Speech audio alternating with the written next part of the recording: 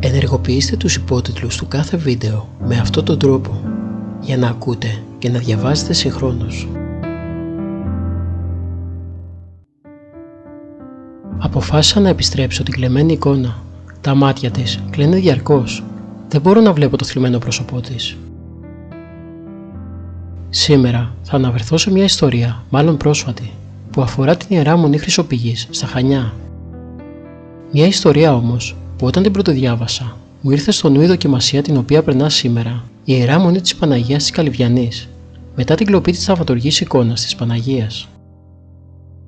Η Ιερά Μονή της Παναγίας της Χρυσοπηγής στις Μονιές Χανιών είναι μια πολύ παλιά και ιστορική μονή της Κρήτης. Όμως με το πέρασμα των χρόνων το μοναστήρι ερήμωσε. Η περιουσία της στη δεκαετία του 1920 πέρασε στο εφεδροταμείο και χάθηκε, ενώ στη διάρκεια της γερμανικής κατοχής μετατράπηκε σε διοικητήριο του Ναζί. Το 1976 το μοναστήρι μετατράπηκε με απόφαση της Ιεράς Συνόδου σε γυναικείο και συνεχίζει την παρουσία του μέχρι τις ημέρες μας. Το τέμπλο του ναού της Μονής κοσμούσε πάντα η εικόνα της κοιμήσεως της Θεοτόκου. Όμως κάποιο πρωινό, οι λίγες μοναχές που βρίσκονταν στο εγκαταλειμμένο μοναστήρι βρήκαν την εικόνα της Παναγίας να λείπει από τη θέση της. Γέμισε η καρδιά τους θλίψη. Πώς έγινε τούτο το κακό, να τη χάσουν μέσα από τα χέρια τους? Ποιο βέβαιλο χέρι τους άρπαξε τόσο άδικα την ελπίδα, την παρηγοριά, το στήριγμά τους, τη χαρά τους? Ενημέρωσαν όλες τις σχετικές υπηρεσίες με επιστολές, αναφορές, δημοσιεύσεις και έπεσαν στα γόνατα, με προσευχές και αγρυπνίες.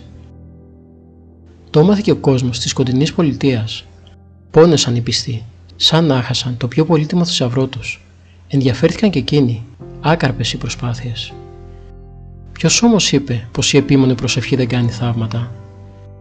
5 μήνες αργότερα έφτασε η πληροφορία πως η εικόνα της Παναγίας, η κοίμηση της Θεοτόκου, με τη μεγάλη αξία και τη μεγάλη χάρη, βρίσκεται στην Ολλανδία, σε κατάστημα έργων τέχνης.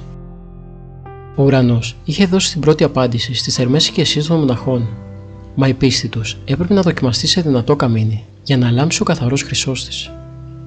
Ο ιδιοκτήτης συλλέκτης των πανάκριβων έργων ζητούσε πολλά εκατομμύρια για να την επιστρέψει.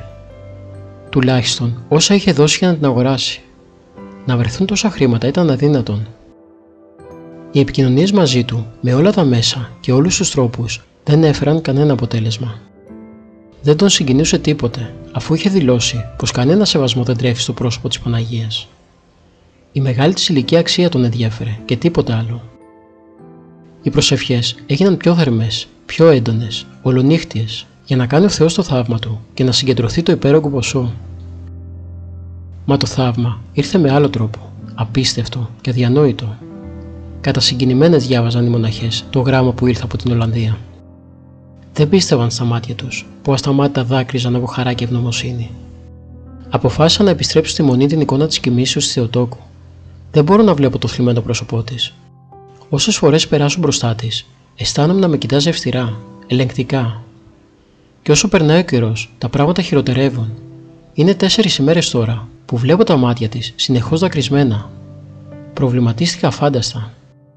Συγκλονίστηκα βαθιά και ερμήνευσα όσα έγιναν σαν ένα θαύμα του Θεού στη ζωή μου. Στη ζωή ενός έως τώρα άθεου, για να αλλάξει πορεία ζωής.